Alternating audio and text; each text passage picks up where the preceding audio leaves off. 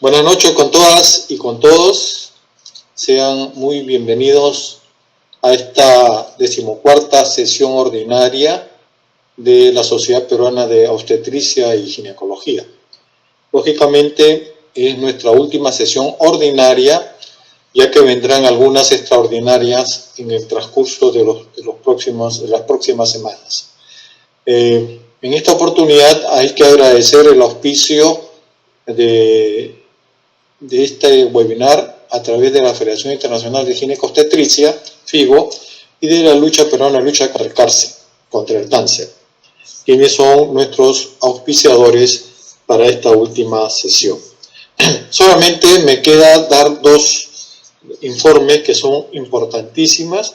Me acaba de llegar la sesión que tuvo la sociedad para el proceso electoral que fue llevado a cabo el 14 de noviembre de 2020. Esta sesión estuvo presidida por el doctor Ramiro Yanque Montúfar, quien actuó como presidente, actuando como secretario el doctor Miguel Gutiérrez Ramos, y como vocal el doctor Eduardo Cáceres Chu. Ellos conformaron los miembros del comité electoral que llevó a cabo este proceso. Verificado el quórum correspondiente, se inició esta elección para elegir al vicepresidente y a los miembros del Consejo Directivo para el periodo 2021-2022. Obviamente que este proceso tuvo dos partes bien que previamente se les comunicó, una fase presencial y una fase virtual. Lógicamente, el quórum que debería reunir era el 50% de titulares hábiles, y los titulares hábiles eran 98, por lo tanto deberían superar la cantidad de 49 titulares hábiles para dar validez a este acto electoral. Realizado este proceso se llevó sin ningún tipo de problemas y finalizando a las 12 horas del día de 14 de noviembre. ¿Y qué cosa es que en el recuento de votos se llegó a contabilizar 70 votos de miembros titulares? O sea, se pasó largamente el 50% de lo que dice el estatuto, y 49 votos de miembros asociados. Por tanto, se emitieron 119 votos de los miembros del SPO, de la Sociedad Peruana de Obstetricia y Ginecología. Dentro de estos hubo un voto en blanco, ¿no? Dentro de toda esta cantidad hubo un voto en blanco.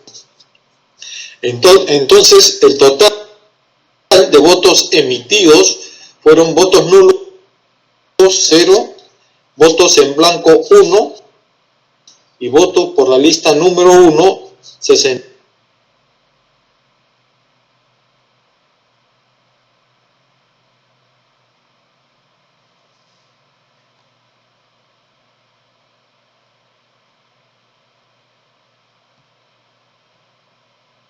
Votos, y esta lista está integrada como vicepresidente el doctor Iter Sandoval Díaz, secretario general el doctor Enrique Guevara Ríos, secretario de Acción Científica el doctor José Lévano Castro, tesorero el doctor Óscar Galdós Cajat, secretario de Actas la doctora Carmen Mere Hernández, secretario de Filiales doctor Luis Mesa Santibáñez, vocal 1, la doctora Lorena Campodónico Olchese, y vocal número 2, la doctora Claudia Namisato Ike Miyashiro.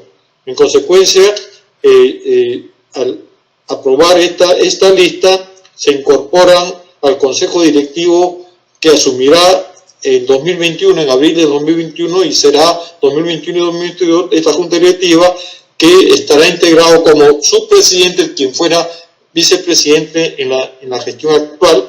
El presidente de este Consejo Directivo está conformado por el doctor Antonio Ciudad Reynó. O sea, es el presidente, y el resto de lo que he mencionado son la lista correspondiente. Obviamente, como presidente se incorpora el doctor Juan Matsumura, que es el que habla.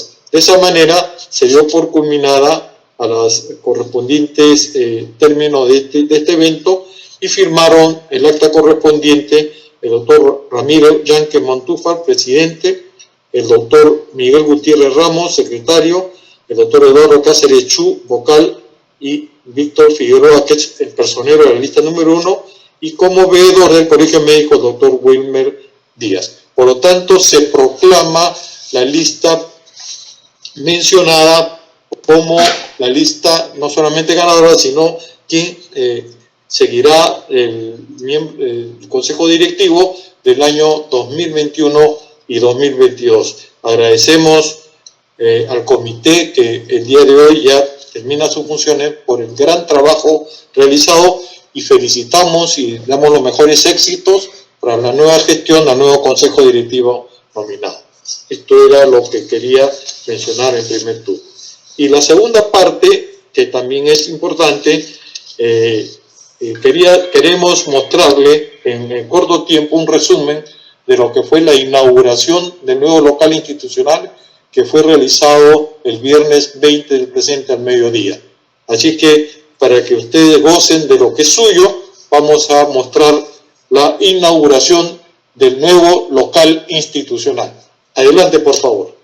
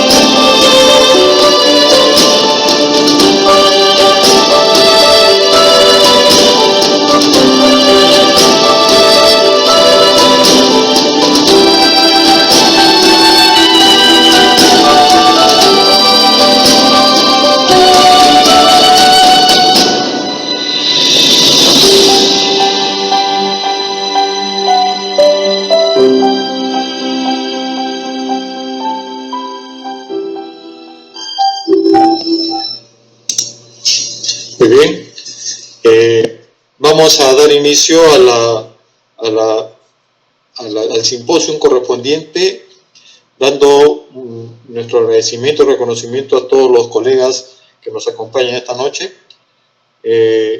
sobre experiencias en el manejo de lesiones premalignas de la mama. Voy a presentar a quien moderará esta sesión, el doctor Valentín Jaime Cercovich, quien es coordinador y moderador. Él es especialista en ginecología obstetricia por la Universidad Nacional Mayor de San Marcos, ex jefe de servicio de oncología ginecológica del Hospital Nacional Edgardo Revalietti Martins, past presidente de la Sociedad Peruana de Obstetricia y Ginecología, fellow del Colegio Americano de Gineco-Obstetricia y maestro de la ginecología obstetricia latinoamericana, dado por la Federación Latinoamericana de Sociedades de Obstetricia y Ginecología, FLASON. Adelante, doctor Jaime.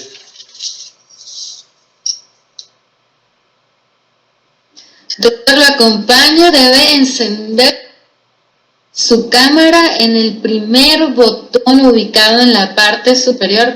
Perfecto. Y a mano derecha el micrófono, Doc.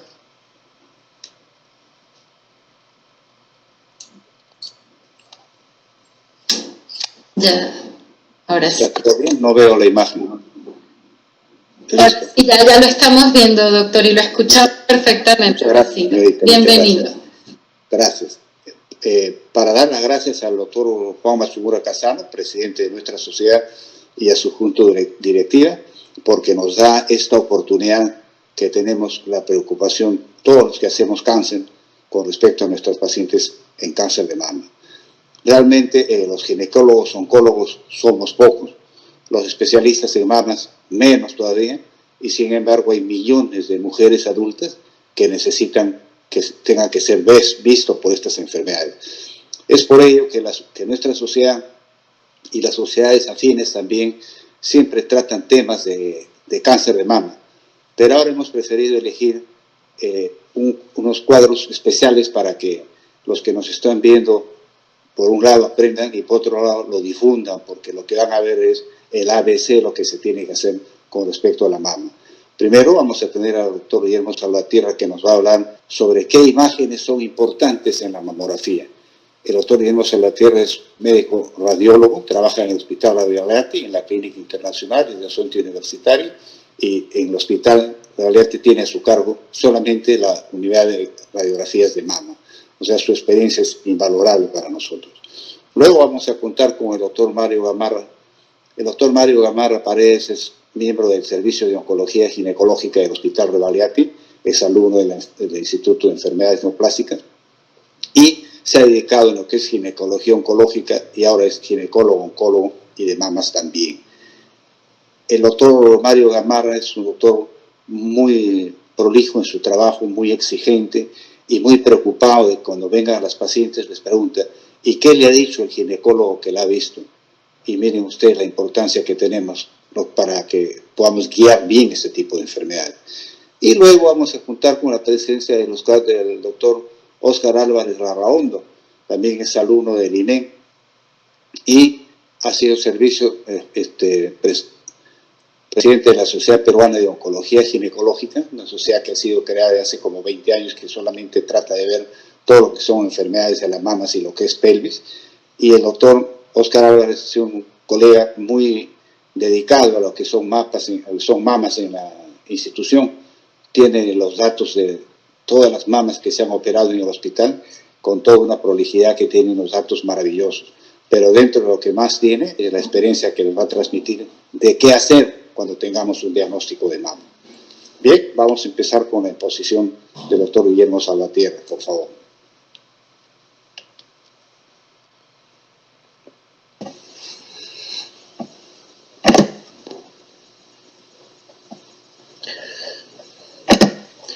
Buenas noches. Ante todo, agradecimiento a la Sociedad de Obstetricia y Ginecología por esta invitación. Como dijo el doctor Jaimes, en el hospital me dedico en el área de diagnóstico de mama y bueno, tengo excelente colaboración con los médicos de oncología ginecológica. Este es un tema bastante extenso. Cada una de las lesiones mamarias de alto riesgo es casi un tema en particular, pero voy a intentar hacer una exposición más o menos práctica y concisa y sobre todo valorando el tipo de biopsia y la imagen que nos ofrecen estas lesiones. El avance de las imágenes ha conllevado al avance de las biopsias percutáneas y esto también ha conllevado a que se hagan diagnósticos de lesiones benignas y las lesiones histológicas de alto riesgo, que es el tema que vamos a hablar. Estas lesiones aumentan la posibilidad de que exista un carcinoma o de que pueda existir un carcinoma en lo sucesivo.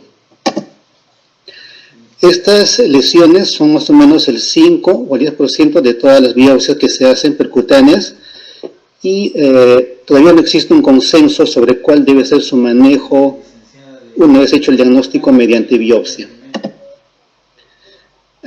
Si no se hace la biopsia y esta lesión es una malignidad, se puede llevar a una infravaloración. Y si se hace la biopsia y la lesión era maligna, se puede hacer un sobretratamiento. Y ambos conceptos no son deseables en el screening, es decir, ni se debe infravalorar ni se debe sobretratar estas lesiones de mama.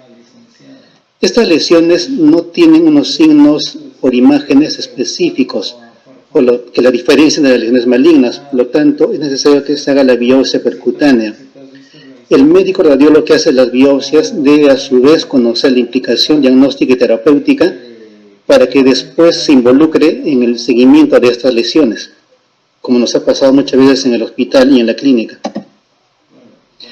Estas lesiones fueron clasificadas como la categoría B3, que incluye la clasificación patológica de Ellis, que corresponde a lesiones que pueden ser malignas o que pueden estar asociadas a una neoplasia maligna, ya sea en ese momento o hacia el futuro.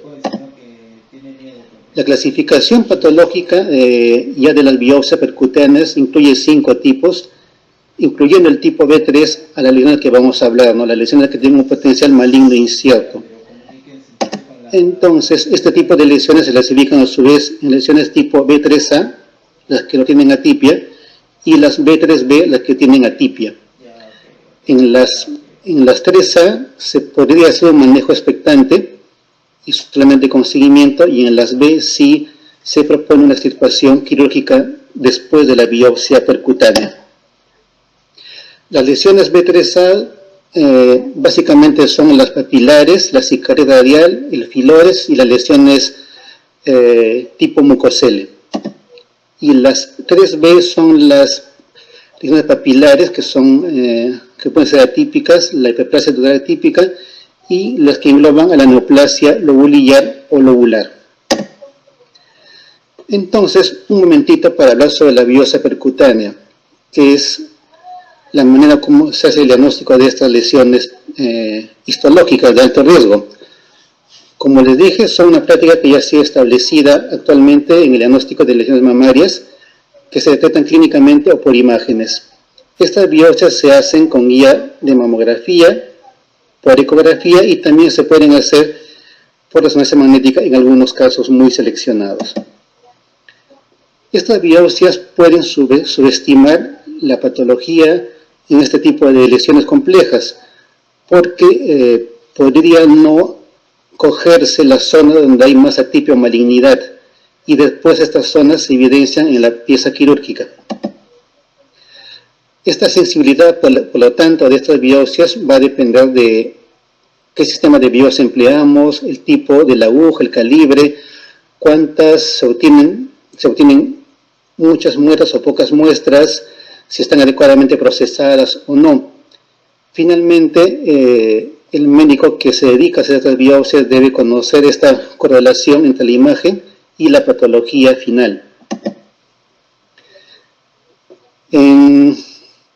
Más o menos en una manera simplificada, la biopsia percutánea se divide en 2 grandes tipos: la biopsia con aguja gruesa, llamada por siglas BAG, y la biopsia asistida por vacío, llamada BAP. Estos 2 tipos de biopsia tienen bastantes diferencias entre sí. La biopsia BAG con hoja gruesa es la que conocemos comúnmente como la biopsia Trucut, la que utilizamos agujas de calibre 14G. Es generalmente, casi en todos los casos, con guía ecográfica. En algunos casos, si la lesión es muy palpable, puede hacerse sin guía ecográfica, pero se sugiere siempre la guía de imágenes. Es un método práctico, alta sensibilidad, es la técnica de elección para biopsiar nódulos, áreas de distorsión. Las complicaciones son mínimas, es un bajo costo. Un inconveniente es que se pueden obtener pocas muestras, entre 3 a 6 muestras. Se pueden hacer más en algunos casos, pero generalmente es la cantidad que se obtiene en este tipo de biopsia llamada BAG, que es lo que vamos a hablar después en cada caso de este tipo de lesiones. Otro tipo de biopsia es la biopsia asistida por vacío o BAP. La biopsia BAP se puede hacer con guía estereotaxia o con guía ecográfica. Con guía estereotaxia es un sistema de vacío que está conectado a una cánula que tiene un calibre de 8 a 11 Gauss. Se obtienen muchas mayores muestras, generalmente 12, 24 en cada biopsia. Es de elección cuando vemos calcificaciones sospechosas o distorsiones que están accesibles a esta técnica. Tiene algunas limitaciones técnicas, eso depende de cada equipo de biopsia, de cada mesa de biopsia, de la generación en la cual está en cuanto a la tecnología, etc. La biopsia VAP con guía ecográfica, el sistema es igual que la estereotaxia, solamente que se hace con guía ecográfica. Es de elección cuando hayamos lesiones quísticas complejas. Distorsiones, si son visibles, también se puede biopsiar. Se puede hacer una exéresis completa de una lesión papilar intraductal. Es una biopsia de segunda línea, algunos lo llaman después de una biopsia con ojo gres en el cual había una discordancia en el diagnóstico. En algunas unidades no oncológicas, este tipo de biopsia se puede usar para extraer un nódulo que ya se ha diagnosticado como benigno. Generalmente algunos fibroadenomas pequeños que ya se ha llegado al diagnóstico con VAC, se los puede extirpar completamente con este tipo de biopsias. Pero como dije, es un manejo muy oncológico. Limitaciones técnicas, es un método mucho más agresivo, cuesta más, etc. Y la biopsia por resonancia magnética es un sistema también al vacío. Es una técnica más compleja en equipos especiales que no sean afectados por el magneto en el cual va a estar la paciente. Es más costoso, obviamente, y se usa solamente cuando la lesión no es visible ni por mamografía ni por ecografía. Y finalmente la biopsia quirúrgica, que debería ser indicada solamente en aquellos casos en los cuales la biopsia percutánea es posible que dé un falso negativo o una infravaloración histológica. En la actualidad, como les digo, si se cuenta a la mano en una unidad mamaria con biopsia por ecografía o por mamografía, este método no debería ser utilizado, salvo casos muy especiales. Antes de comentar eso, quiero decir que en el Hospital de Bagliati contamos con los dos tipos de biopsia, con la biopsia BAG, con aguja gruesa Trucut, y con la biopsia por estereotaxia. También empezamos a hacer la biopsia BAP con guía ecográfica, y cuando estábamos en plena curva de aprendizaje empezó lo de la pandemia y nos dejó un poquito ahí lentos en ese sentido, pero esperamos volver a reiniciar este tipo de biopsias. Bueno, ya hablando sobre los temas en especial de estas lesiones, el primer tema es de las lesiones papilares, los famosos papilomas, que son lesiones más o menos frecuentes, 5% de las biopsias mamarias. Son tumores que crecen en los conductos, pueden ser solitarios o múltiples, y pueden estar asociados con secreción seremática con o sin masa palpable. Estas lesiones, ¿cómo se ven en una mamografía? Se pueden ver como uno o varios nódulos, generalmente periareolares, que están asociados con o sin microcalcificaciones. Si hay estas calcificaciones, pueden ser pleomórficas o pueden ser heterogéneas. Esto es el hallazgo ecográfico de un papiloma que, como le digo, se verían como nódulos en una mamografía. En una ecografía, las lesiones papilares se van a ver como lesiones quísticas complejas, que tienen paredes engrosadas o septos. Se pueden ver como un nódulo sólido intraquístico o en un conducto, y también podrían verse como nódulos sólidos. Este es un ejemplo de una mamografía en una proyección OML, donde se ve un nódulo ovoideo.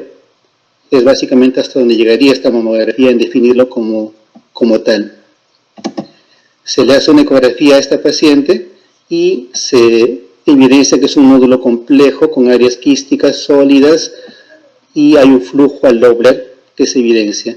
Se hace una biopsia BAP con guía ecográfica, o sea, una biopsia con sistema de vacío, salió papiloma típico, fue axéresis y confirmado por la cirugía este diagnóstico.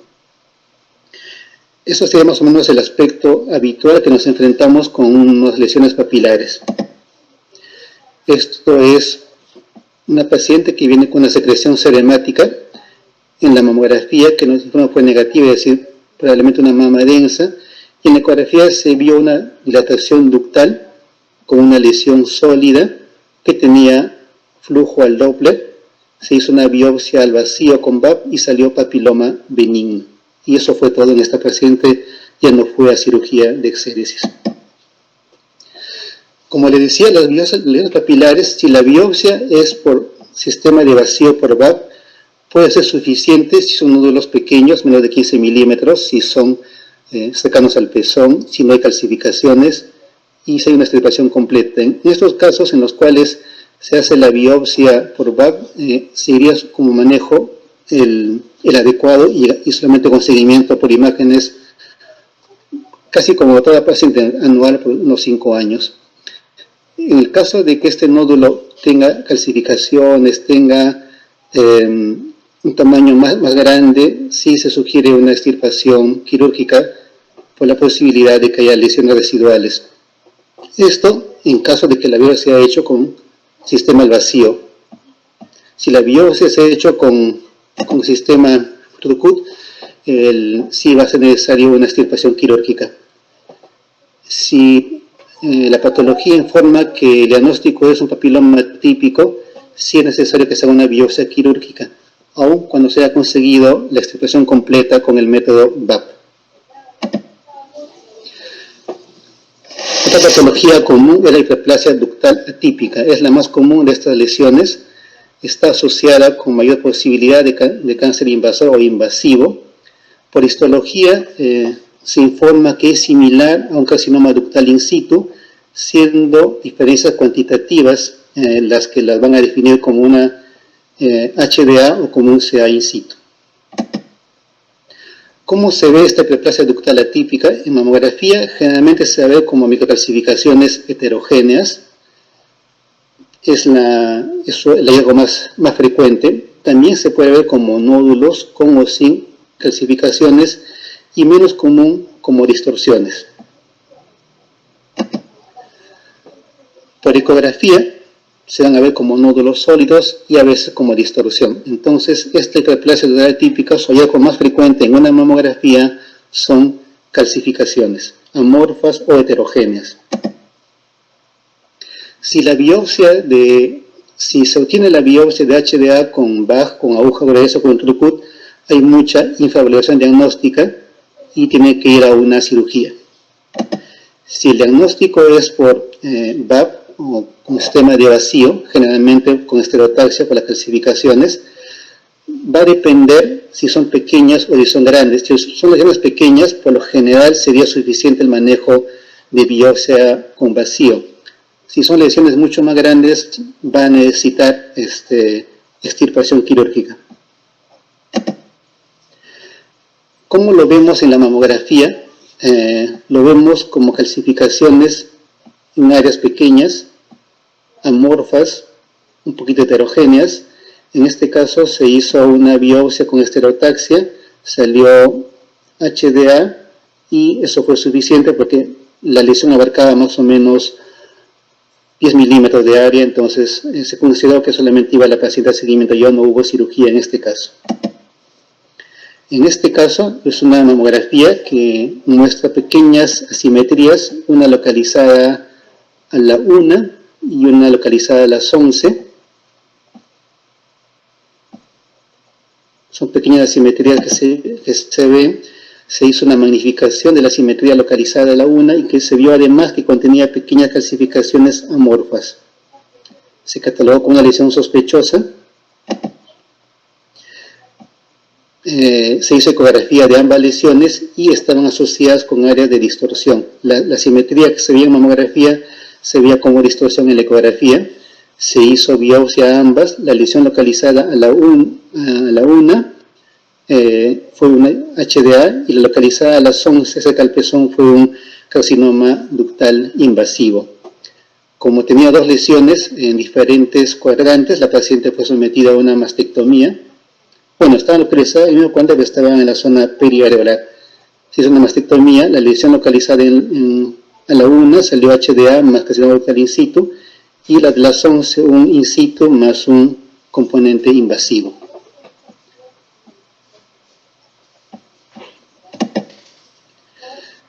El siguiente grupo de lesiones son las hiperplasias lobulares atípicas y el carcinoma lobular in situ, que son agrupadas generalmente como neoplasias lobulares.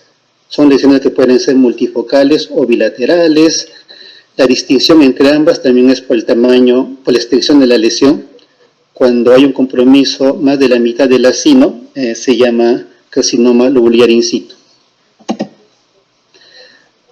Estas lesiones también incrementan la posibilidad de carcinoma, siendo el lobular in situ el más asociado, entre 8 a 10 veces más para carcinoma.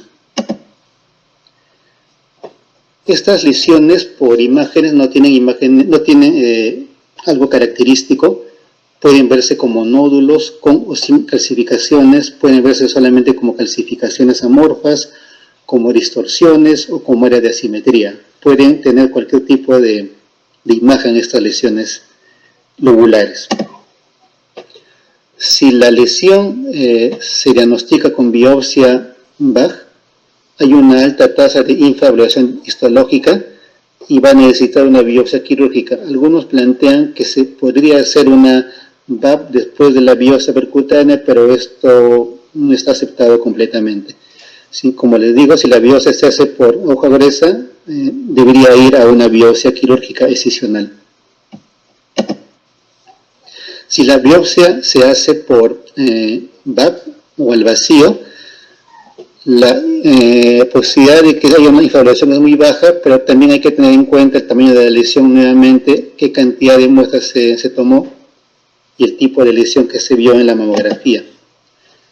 Esto es un ejemplo. En una mamografía se ve una extensa área de calcificaciones amorfas que tienen una distribución segmentaria.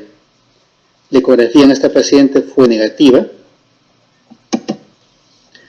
Se hace una biopsia por estereotaxia y que es informada como hiperplasia lobular atípica, calcificaciones, adenosis y cambios de células columnares. Fue una biopsia quirúrgica excisional en la cual se informó como cambios fibroquísticos, calcificaciones y ya no había HLA residual en este caso. Esto es una ecografía donde se ve una paciente que tiene una mamografía que fue negativa, una mama nuevamente densa probablemente, y en una ecografía se diagnosticó un nódulo sólido, hipocogénico, márgenes irregulares, se hace biopsia con hoja gruesa y salió HLA. Fue una biopsia excisional, confirmó el diagnóstico de HLA más cambios fibroadenomatoides. Y eso fue todo con la paciente. Un tipo más de lesión es las lesiones columnares, la más común, la tipia epitelial plana, que son células que crecen como en columnas en los conductos, y también están asociadas a más posibilidad de cáncer invasivo, que es la población en general. En la mamografía, como se ven estas lesiones, principalmente se van a ver como calcificaciones heterogéneas o amorfas, ocasionalmente como nódulos o como distorsiones. En la ecografía, nódulo probablemente una distorsión, pero la imagen más característica son calcificaciones sospechosas. Si la biopsia se hace nuevamente con hoja gruesa, va a haber una infravaloración histológica y debido a una cirugía posterior. Si la biopsia se hace con sistema al vacío BAP y si la extirpación ha sido completa, sería suficiente con la paciente. Esto es una mamografía donde se ve un grupo de microcalcificaciones amorfas en una área más o menos pequeña. Se hizo una biopsia BAP, salió a tipia plana, se hizo una biopsia por cirugía con diagnóstico y no hubo componente maligno asociado. Esto fue un tipo diferente, lesiones muy tenues, muy pequeñas. Se hizo la mamografía que vio pequeñas lesiones, calcificaciones puntiformes, algunas amorfas, sospechosas, una sospecha baja. Se hizo una biopsia al vacío, diagnosticó atipia epitelial plana, se hizo una biopsia por cirugía y salió carcinoma ductal invasivo. El siguiente tipo son las cicatrices radiales, que son lesiones que pueden tener posibilidad de ser carcinoma. El sinónimo son la lesión esclerosante compleja, que es cuando mide más de 10 milímetros.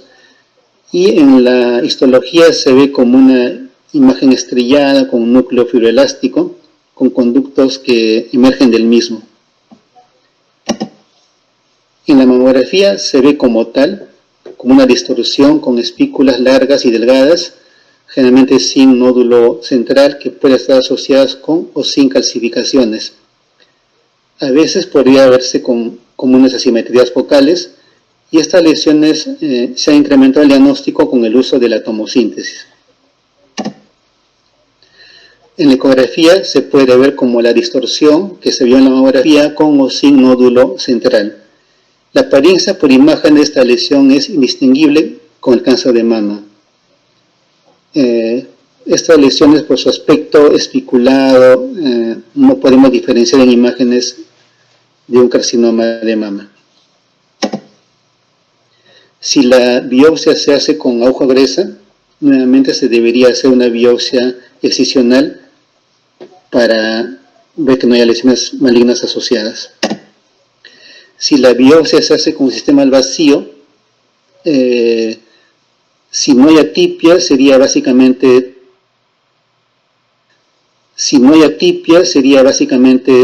todo con la paciente. Si hay atipias, si hacemos una buena cantidad de muestras, podría haber solamente seguimiento post-biopsia al vacío. Esto es una mamografía 2D, una mama densa donde impresiona una pequeña lesión acá mal definida, y con el uso de la tomosíntesis se logra ver la típica lesión estrellada como una estrella negra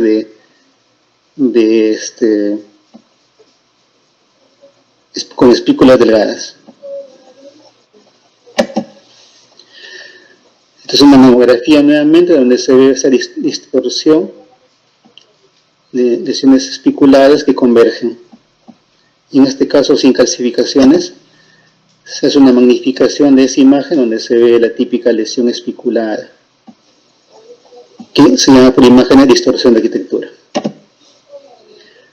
En la ecografía también se definió la misma distorsión espiculada hipocogénica. Se hizo biopsia con aguja gruesa, salió cicatriz radial y fue a seguimiento. Como era una lesión pequeña, no había calcificaciones, se optó en este caso con seguimiento nada más. Los tumores filores son, como su nombre lo dice, tumores, son nódulos por lo general grandes al diagnóstico, tienen focos quísticos, son tres tipos de lesiones, benignas, las que están en el límite, y los malignos. Los dos primeros se conocen como alto riesgo. Incrementan la posibilidad de cáncer invasivo, son tumores que vemos en mujeres más jóvenes, a partir de la tercera década, y son tumores recidivantes, ¿no?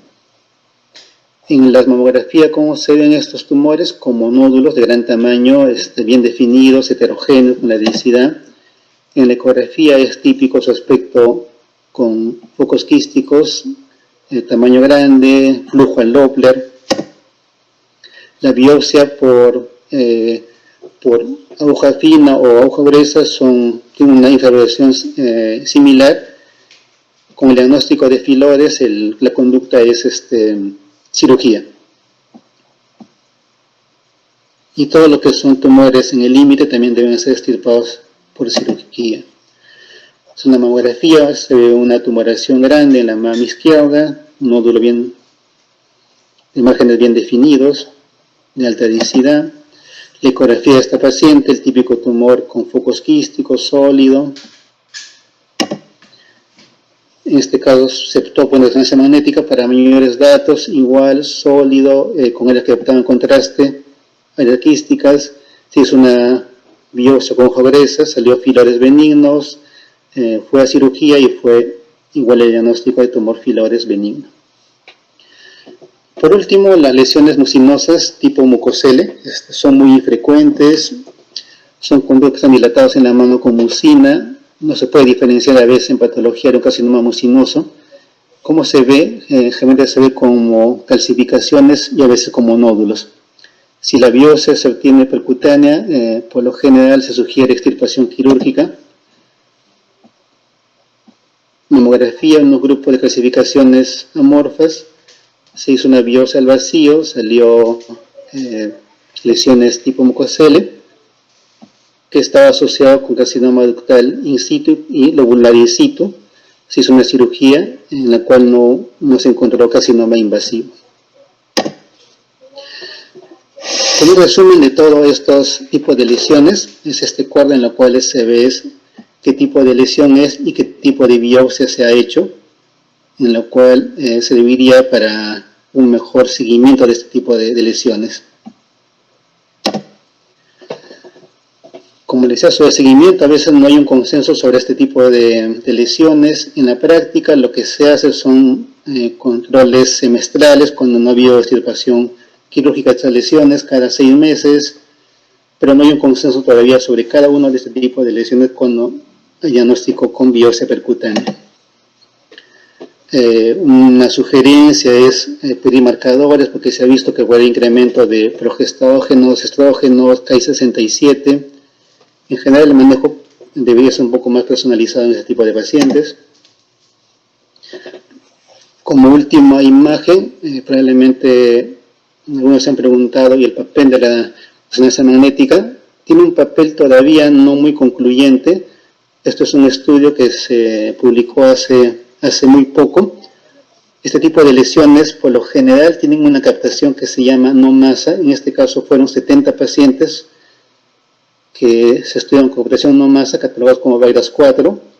Se hicieron la biopsia 66 en sistema al vacío, 3 con ojo gruesa y 1 por cirugía. Hubo 8 casos de diagnóstico de carcinoma, 7 de los cuales fueron in situ, una HLA y los demás fueron benignos.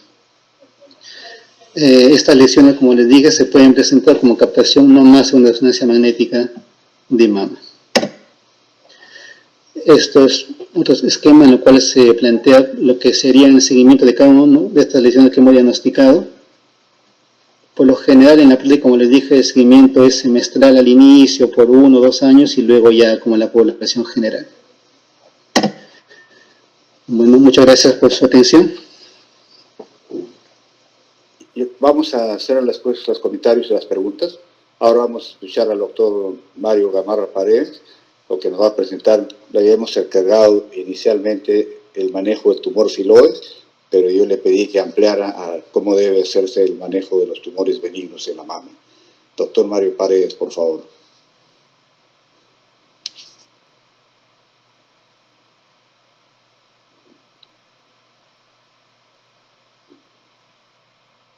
Doctor, debe encender su micrófono, que es el segundo botoncito. Doctor Mario Gamar, perdón, está diciendo Mario Paredes. Mario Gamar, gracias. Sí, gracias.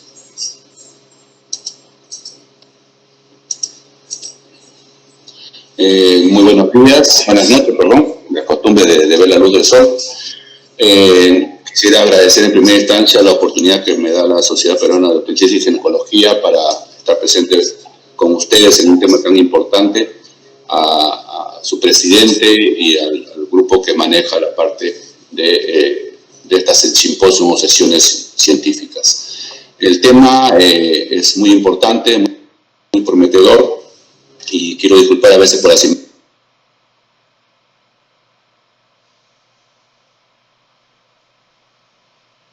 sobre el tumor filoides. Bien, el diagnóstico y manejo del tumor filoides de mama, que incluirá algunos tumores benignos, semejar a una hoja con las ranuras que se pueden ver en la parte interna de la misma. En la literatura, miren ustedes también esto importante, se han descrito sinonimias o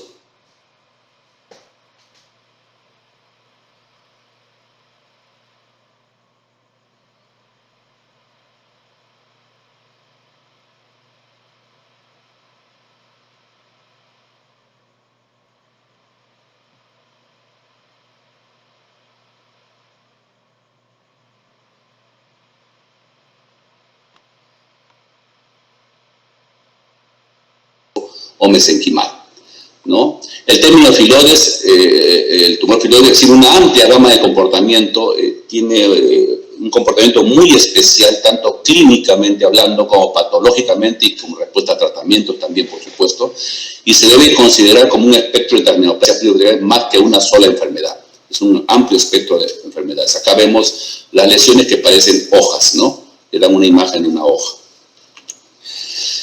Y he puesto un tema acá, el tumor filoides de mama. Es una neoplasia epitelial, como dije. La frecuencia es 0.3 a 1% del total de tumores mamarios. Presenta una morfología que va desde lo benigno a lo maligno. Miren esa amplia gama de hallazgos histológicos. Y estos hallazgos histológicos justamente son los que determinan esta benignidad o malignidad. Incluyen varios criterios.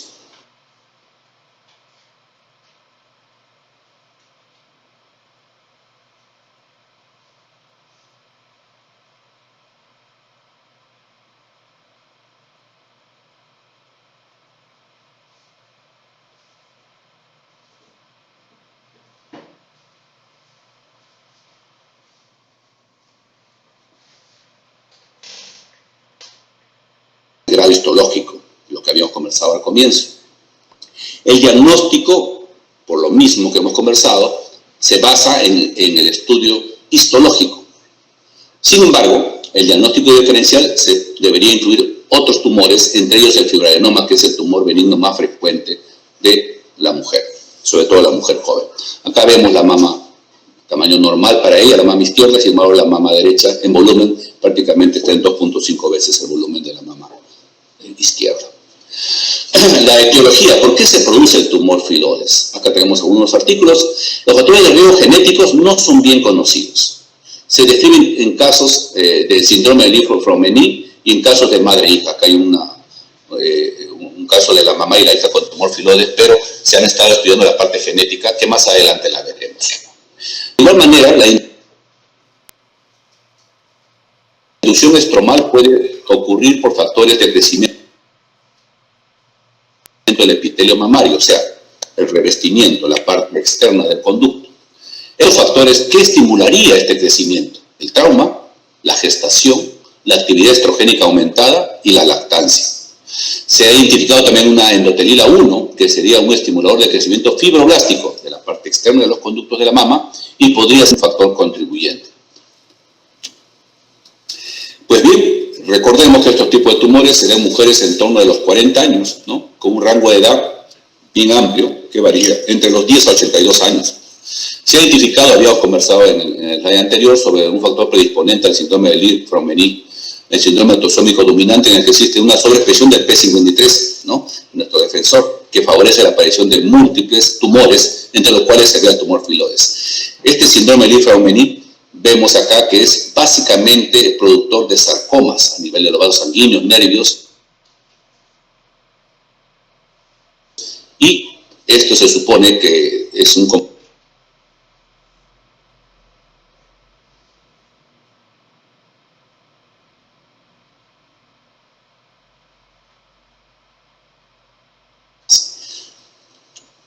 Ahora, no se han encontrado aberraciones cromosómicas específicas, solamente algunos de ellos han tenido estas alteraciones cromosómicas en tumor filoides. Algunos autores reportan que el tumor filoides de bajo grado y los de alto grado, borderline malignos, y los dividen así, basados en sus alteraciones genéticas. Por ejemplo, se ha visto que los de alto grado muestran consistentemente una ganancia del brazo, recordemos que este es el P, el brazo corto, y Q es el brazo largo del cromosoma 1 y del cromosoma 13, y la pérdida del cromosoma 13, mientras los de bajo grado muestran alteraciones o no las tienen, ¿no? Entonces, las mutaciones se presentan generalmente en la agresividad. Hay un cromosoma muy importante, este es el 9. El 9 está relacionado, y por datos de hibridización genómica comparativa, se ha visto que la deleción intersticial del 9p21, ¿no? Muy ligado también al gen de la vejez, de la prolongación de la vejez, tendría que ver con el tumor filoides borderline, ¿no? Este cromosoma también tiene que ver, por ejemplo, con el melanoma maligno, así que nuestro futuro está en esto, en un presente que estamos viéndolo y viviéndolo. Los tumores filoides filoides ocurren principalmente en mujeres, esto es cierto, pero hay reportes de algunos casos en hombres, ¿no? Acá tenemos, por ejemplo, citosarcoma filoides en un hombre con ginecomastia. Acá tenemos tumor filoides en un varón con ginecomastia bilateral inducida por estrógenos, tratamiento de estrógenos por un cáncer prostático, ¿no? En raros casos de tumores filoides en hombres estamos asociados a ginecomastia, lo cual sugiere un rol importante en el desbalance hormonal, ¿no? Solamente para cultura general, los grados de ginecomastia, ¿no? El pezón, la caída de la mama, el pezón más caído y pasando prácticamente la línea horizontal, ¿no?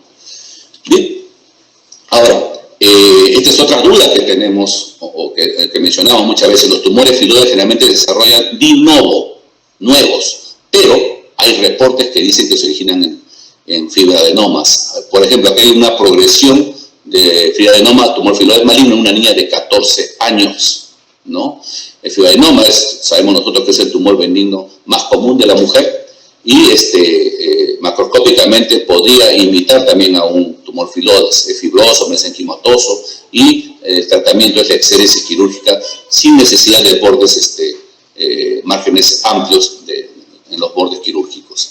Y tenemos también un fibroadenoma gigantes recurrentes con transformación a citosarcoma filoides en una niña de 17 años, ¿no? En Siria. O sea, parece que hay una correlación, pero mínima.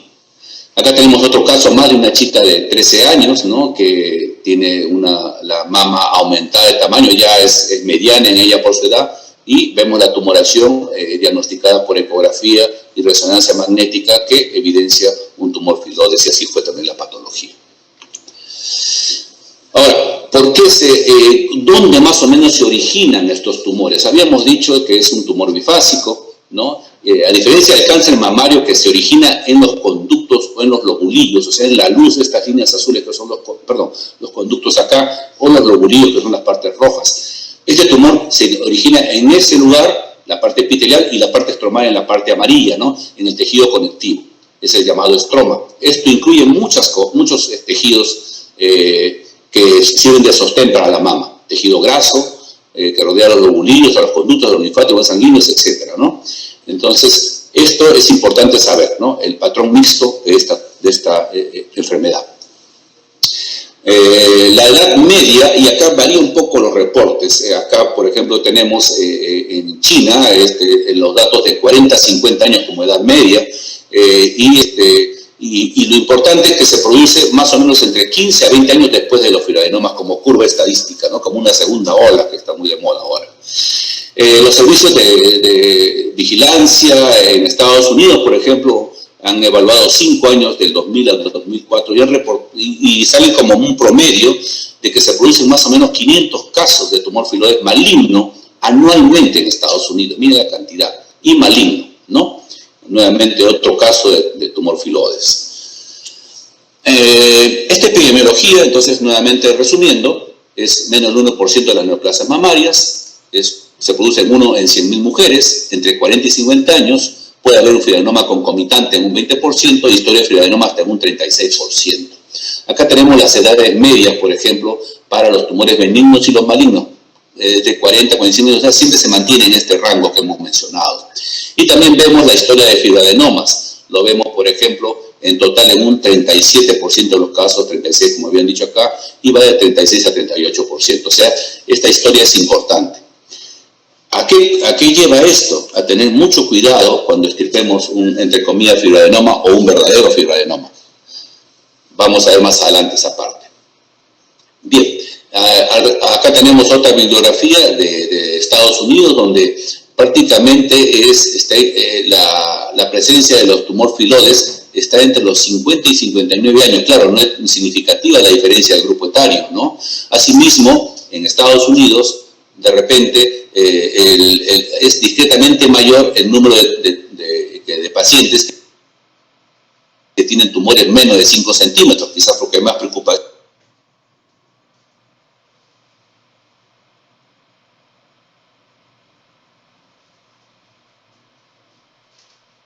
Más o menos la parte histológica, vemos que hay el benigno, el limítrofe y el maligno, como se había conversado, y las características están acá, escritas, donde básicamente está el número de mitosis por campo, el grado de celularidad, pleomorfismo, el estroma homogéneo o heterogéneo, ¿no? El índice KI, que vamos a ver más adelante de qué se trata, y por supuesto las consecuencias que serían la recurrencia a mayor grado de malignidad, en este caso maligno o el borderline, es mayor el porcentaje de recurrencia.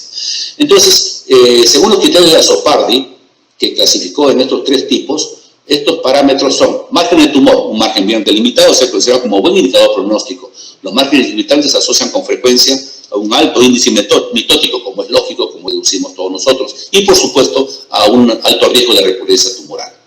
El crecimiento del tejido conectivo, la presencia de una diferenciación sarcomatosa va a lo maligno definitivo, ¿no? Sobre todo en los malignos y borderline, más en los malignos. El número de mitosis, habíamos conversado, de 0 a 4, de 5 a 9 y más de 10, dependiendo de los tres tipos de tumores. Y la tipa celular va de acuerdo, sobre todo, presente en los tumores malignos. La bibliografía la tenemos aquí abajo.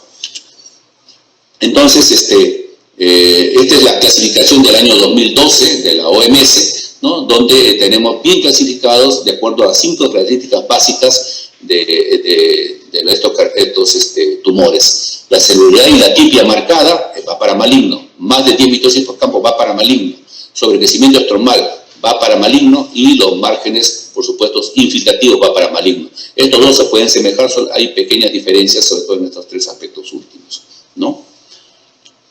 Estos son, y si ustedes ven, recuerdan un poquito de histología, pues se ve la agresividad de la estructura estromal de este tejido mamario, sobre todo en las tres primeras láminas.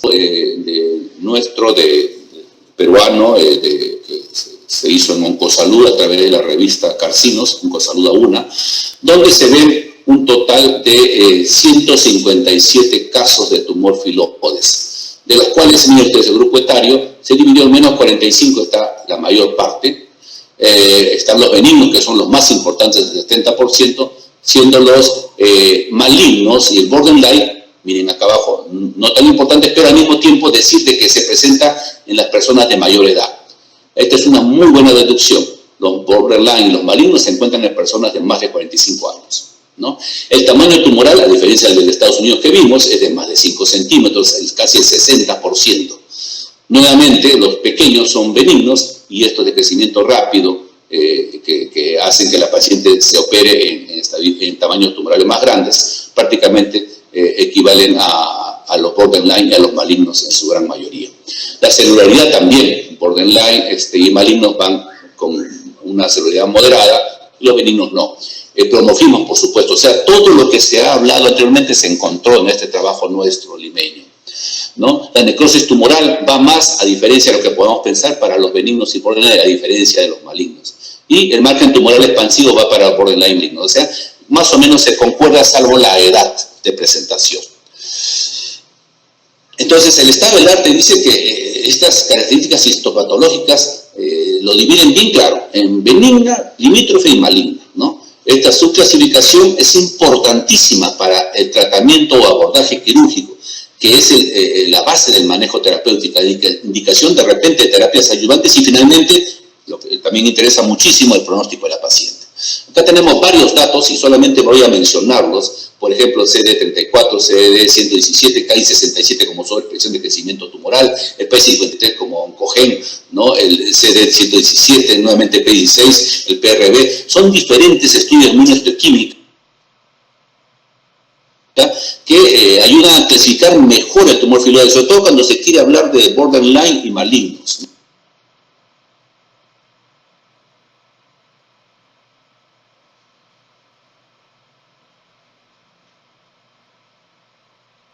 Axilares son comunes, pero más que todo por fenómeno inflamatorio. Pero la metástasis, o sea, la enfermedad de los ganglios por esta patología, son la excepción. Esto es muy importante, esto resume el cuadro clínico. Acá hay un poquito más de bla, bla, bla, ¿no? Bordes circunscritos, móvil, liso, doloroso, crecimiento lento, pero puede también aumentar rápidamente el tamaño. Esa curva logarítmica que a veces la vemos. Brillantez de piel, ¿no? Puede ser translúcida, la red venosa se ve, ulceraciones atenuadas son secundarias a una isquemia. Sí las hemos visto, porque hemos visto de verdad tumores tan grandes. Dolor, retracción de expresión y infección ocurren sobre todo en la parte benigna y maligna. fijación de piel, ganglios como habíamos conversado, y una porción significativa ha tenido previamente fibroadenoma, también lo hemos conversado.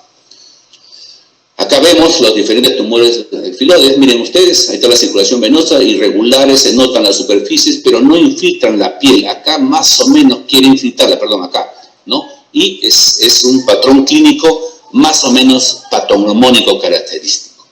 Ahora, ¿cómo ayudamos al diagnóstico? Porque si bien es clínico, tenemos que apoyarnos de todas maneras con algunos exámenes. Mamografía similar a la experiencia fibroadenoma, bien definido, redondeado, ovalado y frecuentemente de gran tamaño. Y vamos a ver qué tamaños. La ecografía similar a fibroadenoma, igual que la anterior, hipoecoico, redondeado, ovalado, bien definido, frecuentemente con quistes, y la transmisión de sonido es variable. Esto lo mencionó el doctor Salvatierra anteriormente. Y la resonancia también similar a la fibroadenoma, los márgenes y septos por quistes y hemorragia, y el realce también inicial rápido en estos casos. Veamos entonces, acá está claramente, lo mencionó también el doctor Salvatierra, son masas lobuladas redondeadas, pueden ser parcial o completamente circunscritos, ¿no? Ahí está. Este está muy bien definido, acá está parcialmente delimitado, aquí está más o menos delimitado todo, o sea, puede variar. Son los hallazgos de tumor filoide benigno y maligno. Acá vemos más lesiones, es bilobulada, acá miren, ¿no? Acá hay otro en el cuadrante ínfero externo. Según las enseñanzas del doctor Salvatierra, y acá tenemos otro más. O sea, tiene un patrón de una hiperdensidad, pero lamentablemente grandes. Acá vemos otro, por ejemplo, se nota la globalidad, algunos ganglios, pero estos son más que todo de característica inflamatoria. La ecografía, lo que se mencionó también, la parte quística, aspectos quísticos pequeños, ¿no? Y acá la circulación, y acá vemos al Doppler también, no necesariamente exacerbada la circulación. Entonces, la valoración radiológica en las ecografías se muestra una masa hipoecoica, ¿no? Se nota que está lobulada, parcialmente circunscrita, con refuerzo posterior. El componente quístico es frecuente en el tumor filoide maligno, o sea, va más para malignidad, ¿no? Y la vascularidad incrementada al Doppler, como vimos en las fotos anteriores también.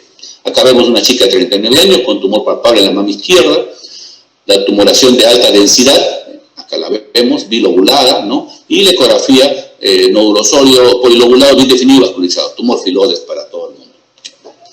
La resonancia magnética ayuda también, por supuesto, y lamentablemente son tumores tremendos, grandes, ¿no? Útil para evaluar la invasión de la pared torácica. Miren acá, miren cómo la deprime incluso, está respetada, ¿no? Acá es importante porque se hace la resonancia y de pasadita en el hígado se encuentra una metástasis, miren ustedes, lo cual conlleva pues a que ya esté hecho el diagnóstico que es un tumor filoide maligno, ¿no? Acá vemos una gran tumor que sí penetra la pared torácica, ¿no? Gran tumor también, gran tumor. Acá mire cómo la deprime la pared torácica, el tumor es grandazo, imagínense a la macroscopía cómo será. Acá vemos otro tumor también. Son grandes los tumores filoides. Acá vemos la gran circulación que tiene este de acá, con el componente doble bifásico, y otro tumor filoide también acá. Entonces, más o menos para resumir, sobre los hallazgos radiológicos, son 3 exámenes que se utilizan, ¿no? Los 3 se pueden usar también en tumores benignos, y la categoría de las 4 ya la consideramos sospechosa, de la 4A, 4B, 4C, 5. Entonces, la sensibilidad de los examen sería para filoides, ojo, es 70% en mamografía, 62.5 en ecografía y 95.8 en resonancia. Lógico, esto es, la sensibilidad se confirmará con la biopsia. Esta es la NCCN, que saca un cuadro recién totalmente actualizado, miren, lo he bajado el 15 de noviembre, donde se hace una especie de algoritmo, flujograma para el diagnóstico de estas lesiones. El aspecto clínico es muy importante, masa palpable, crecimiento rápido, tumores más de 6 centímetros, y los hallazgos en ecografías que sugieren a veces fibroadenoma, ¿no? Se usan ultrasonido, mamografía, ecografía, examen físico. Entonces, esto resumiría lo anterior. Y hay 2 opciones, una biopsia excisional, o sea, sacar todo, y una biopsia incisional un poquito, que en este caso sería la biopsia core, o como lo dijo el doctor Salvatierra, y usamos ese término, la biopsia Tucut. Si fuera un fibroadenoma, queda en observación. Esta es la parte de tumores benignos que corresponde a todo tumor benigno, no solamente a fibroadenoma. Si fuera un cáncer invasivo in situ, hay que ver las guías para cáncer. Acá nos interesa la parte de tumor filoides. Puede salir cualquiera de las 3 en el resultado. Necesitamos una excisión amplia, pero sin estadio axilar, o sea, sin disección axilar. Y el seguimiento cada más o menos periódico por 3 años mínimo en forma seguida. Si la biopsia core, el pedacito que sacamos, el gusanito que sacamos, muestra que salen cualquiera de estos tumores, debe hacerse una excisión amplia, igual que la anterior, sin disección axilar y el seguimiento igual. O sea, el diagnóstico nomás va a depender del tipo de biopsia que se haga, el seguimiento es exactamente el mismo, ¿no? Si se hubiera fibroadenoma o es indeterminado, se hará una biopsia excisional. O sea, si es fibroadenoma quedó ahí como esto, y si es algo indeterminado, de repente pasa al anterior que sería esto. Y igualmente si es cáncer, serán las guías apropiadas. O sea, el algoritmo es bastante fácil y manejable. Acá el doctor Salvatierra nos hizo hincapié, y esto lo hacemos también en patología benigna de mama, en todos los tumores, sobre el tipo de biopsia. La PAF o BAF, la biopsia de aspiración con aguja fina. La BAC, que es la biopsia de aspiración con aguja, la biopsia con aguja gruesa, perdón. Los diámetros, los gauge, o sea, el calibre de la aguja es 21G, 18G incluso usamos. El doctor Jaime tiene muy buenos trabajos con agujas 18G que muestran no solo citología, sino tejido, que es muy importante. Nosotros usamos generalmente la BAF con la aguja Trucat 14G, la biopsia por lesión al vacío, que ya le explicó el doctor, y tenemos otras más, y la cirugía posiblemente, ¿no? Ahora, los falsos negativos, prácticamente ausentes en la cirugía y en muchas otras, muy escasos acá. Acá sí puede fallar un poco, y por supuesto en la biopsia con la jeringuita, es bastante alto. Pues eso, lo malo es que no puede valorar infiltración y puede confundirse incluso la citología con patología benigna como fibroadenomas, ¿no? El coste es mínimo, el coste es alto acá, y las complicaciones escasas se presentan y acá son mínimas, ¿no? O sea, es un cuadro comparativo muy importante. El problema importante, lamentablemente, en este diagnóstico del tumor filoides es que las biopsias por aspiración, como les decía, ¿no? La mamografía y los estudios de ultrasonido no son capaces de distinguir a veces entre fibroadenoma y tumor filoides. No siempre los diagnostican. Entonces debemos nuevamente ir a la parte histológica, lo que habíamos conversado, ¿no? Se ha demostrado que el BAF no es diagnóstica y es difícil distinguir entre un filoides y un fibroadenoma. Los componentes bifásicos son los que nos marean un poco. Acá tenemos 3 tipos de biopsias más usadas, ¿no? La aspiración con aguja fina, la BAF, que no se debe usar entonces, ya hemos quedado en que no da mucho falso negativo, salvo que sepamos sacar un buen tejido y este tejido permite un estudio histológico, acá lo vemos. La biopsia core o Trucat, que es la más importante, vamos a ver más adelante, y la otra es la quirúrgica, que puede ser removiendo todo, o sea, excisional, o parte de la normalidad, o sea, incisional. Le damos like a estas dos. La sensibilidad de la biopsia Trucut, en este caso, llega hasta un 97%. Esta es la biopsia Trucut que nosotros hacemos Trucat, ¿no? Nosotros lo hacemos en consultorio, ¿no? En tumores. Es exactamente la misma marca de pistola, le llamamos, que usamos, y vemos que en la aguja hay una ranura donde se va a depositar el tejido, y se hacen los disparos. 6, 7, 8 disparos, he visto que hacen hasta 18 disparos, y el tejido sale acá. Este tejido, por supuesto, se lleva a formol y se va al patólogo, ¿no? La otra es la biopsia coguiada, con un traductor ecográfico y con la pistola y la aguja Trucat. Lo que se hace es dirigir exactamente. Esto tiene mucho mejor efecto porque, resultado porque hay zonas necróticas, zonas quísticas, y uno puede fallar a ciegas cuando uno lo hace clínicamente y fallar en la toma de la muestra adecuada. La otra es la biopsia estereotáxica, es una camilla especial con un orificio para que permita descender la mama, y se coloca la biopsia de la aguja trucada acá y se hace la biopsia. Esta es una biopsia bastante buena, como la ha explicado el doctor Salvatierra. Nosotros a veces tenemos que hacer la exéresis de este tumor conservando la mama, ¿no? Esta es la cirugía de conservación. Se está haciendo el corte, se saca el tumor y es como lo tuviéramos en un cubo. Nosotros hemos ya nos hemos adueñado de esta terminología SEA, superior, los bordes, exterior, el borde, y anterior. Lo que está al otro lado se supone que es inferior, es interno y es posterior. Y lo marcamos así, SEA, son fichas ya escritas que tenemos. Si no tenemos esto, hacemos los hilos, 1 hilo, 2 hilos, 3 hilos, especificando cuál es cuál. Entonces estamos sacando y marcamos los bordes. Es muy importante en la conservación de la mama los bordes. Aquí estamos retirando un tumor. Miren, y hacemos el corte de este tumor filoides, ¿no? Sacamos el tumor y hacemos una cirugía plástica estética con una reconstrucción mamaria y su grencito para que llore un poquito la secreción sanguínea. En algunos casos hay que hacer una mastectomía más radical, en este caso no se puede conservar. Miren, incluso hay úlceras a este nivel, ¿no? Y acá vemos un tubo, se hace la mastectomía total. Repito, no se hacen ganglios, es algo que encontremos algunos y los disequemos, o sea, un maligno que nos ayude a esto. Acá también se hace una mastectomía. Ya había sido operada de tumor filoides y recurrió, y en este caso estamos sacándolo, ¿no? Una mastectomía total. Este es un caso muy especial, disculpen ustedes las imágenes, y miren ustedes, es una licenciada en obstetricia. Según ella, esto era mastitis. Hicimos la biopsia y salió tumor filoides, ¿no? Y se le planteó una cirugía. En este caso, miren el tumor cómo está ulcerado, está cayéndose por pedazos, se cayó por pedazos en una parte, y es una trabajadora de salud, ¿no? Una obstetriz, como les comenté. Y, por supuesto, acá estamos viendo la limpieza del caso, y acá vemos al doctor Jaimes, ¿no? Después de esta hazaña quirúrgica, de retirar esto y, por supuesto, reconstruir este tejido, quedando la paciente ya con la mastectomía ejecutada, Hospital Rebagliati. El doctor Jaime se debe recordar muy bien de ese caso. Entonces, el tratamiento usual de los tumores filoides, atendiendo que la mayor parte son benignos, es la cirugía, con márgenes de 1 centímetro, ¿no? Básicamente, si en esta cirugía, sea mastectomía o cirugía con reservación, hay márgenes positivos, si es borderline o benigno, se puede controlar, pero algunos requieren una reexcisión de márgenes. Si es maligno, el margen reexcisión definitivo y controles. Si es negativo, pues los márgenes quedan con controles anuales. O sea, solamente se ampliaría, está obligado a ampliar en los malignos. En los otros puede quedarse con margen comprometido.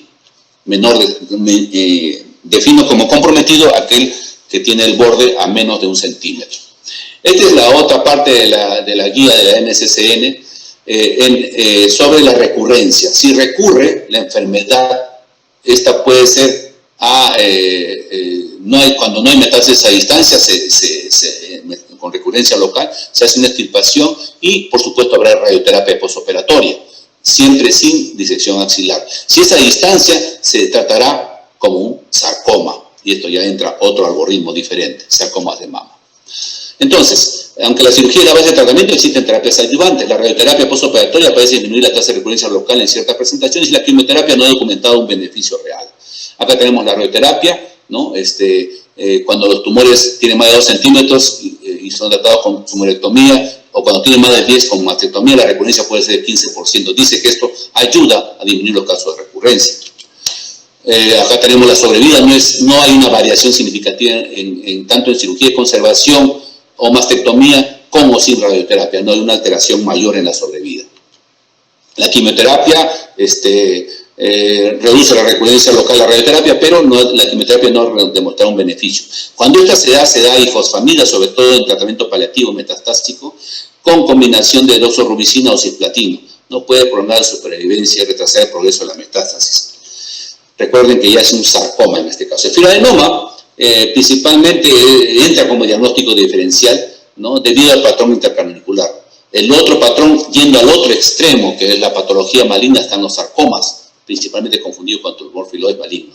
A esa obstetriz, una vez sacada la pieza operatoria, la anatomía patológica final fue sarcoma, o sea, ya se había malignizado el componente filoides estromal maligno, más de lo normal.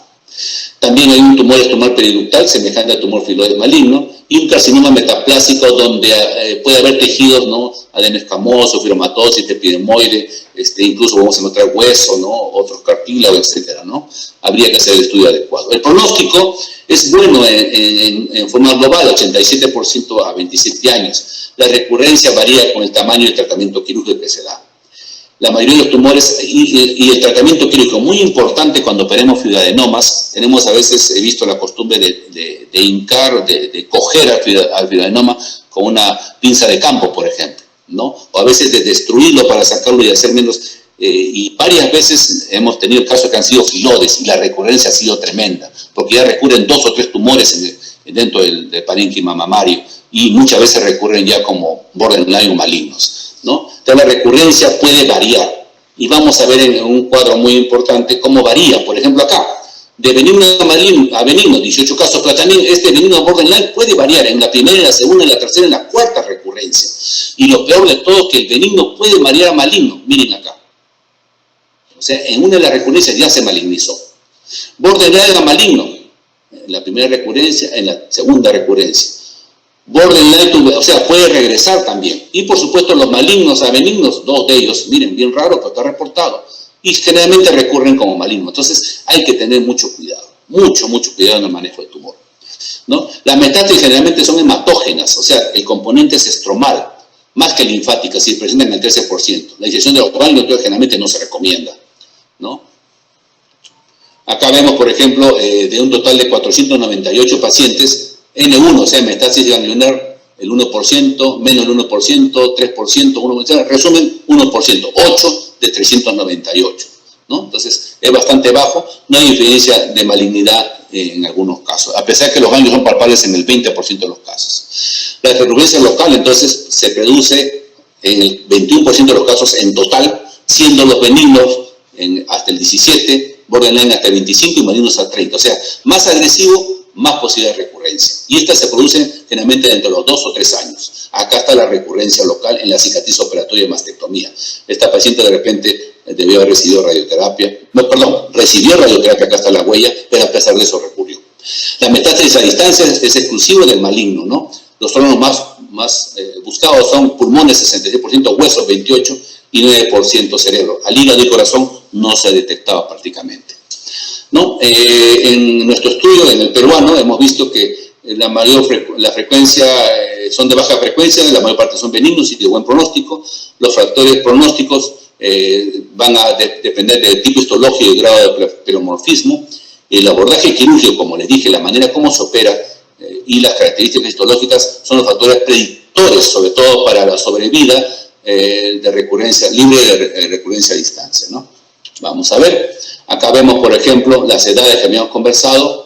Es igual para recurrencia local o recurrencia a distancia, prácticamente no interviene mucho la edad, pero sí se produce en más o menos 10% local y 3% a distancia, ¿no?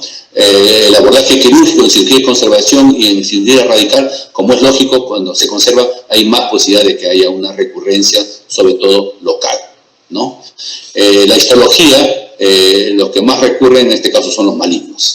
Eso es algo también deducible, ¿no? Seguridad estromal, pleomorfismo y elementos heterólogos van de la mano con la metástasis a distancia en los tumores malignos. Y acá vemos la histología, por ejemplo, para la sobrevida, importante en el maligno, es la que menos sobrevida tiene, ¿no? Baja prácticamente 81, 86% comparado con más del 90 y tantos por ciento de las otras patologías. El pleomorfismo también y la necrosis tumoral también. Concluyendo esta presentación, recordemos entonces el tumor filoides de mama es una neoplasia fibroepitelial bifásica rara que afecta generalmente a mujeres de edad media y de acuerdo a sus características puede ser benigno, borderline o maligno. Es de crecimiento rápido, puede recurrir y cambiar sus características de comportamiento, o sea, de benigno puede pasar a maligno, como hemos podido ver. La mamografía, la ecografía y la resonancia magnética son útiles para su diagnóstico, nos orientan más al diagnóstico, la última con más seguridad. La biopsia Trucut y la excisional confirman el diagnóstico histológico. La cirugía es la base del tratamiento, sea conservando la mama o realizando una mastectomía, siendo el margen quirúrgico ideal mayor de 1 centímetro. La radioterapia es complementaria en caso de márgenes quirúrgicos menores a 1 centímetro, principalmente en caso de malignidad. La quimioterapia no ha demostrado mayor beneficio, es usada en caso de metástasis a distancia.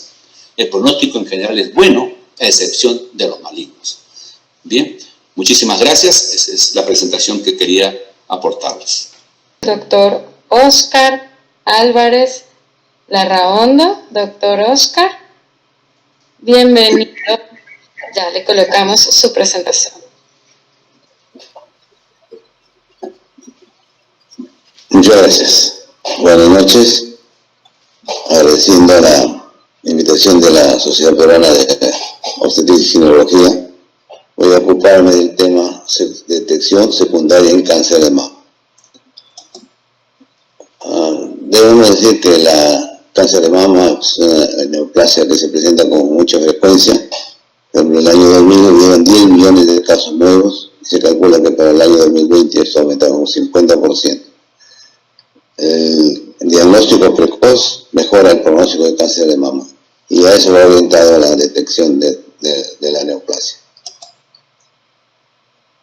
La detección se refiere a los procedimientos que se hacen entre la aparición de la enfermedad y la aparición de los síntomas. Eso se trabaja en la etapa preclínica, lo que se llama la prevención secundaria.